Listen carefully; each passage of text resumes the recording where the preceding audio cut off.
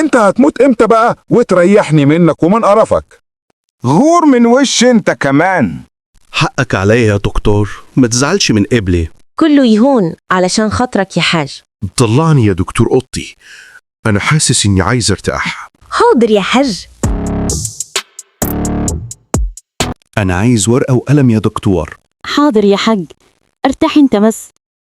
اكتب اللي هقولك عليه ده يا دكتور، دي وصيتي.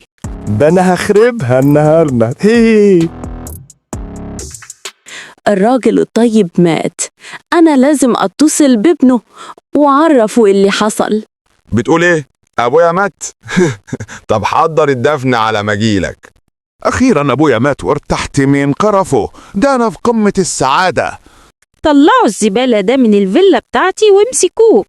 انت فضلت لابد لابويا لحد ما كتب لك كل حاجه باسمك يا زباله. اعملوا لي لايك للفيديو واشتراك في القناة، واكتبوا لي في التعليقات اللي انا عملته ده صح ولا غلط.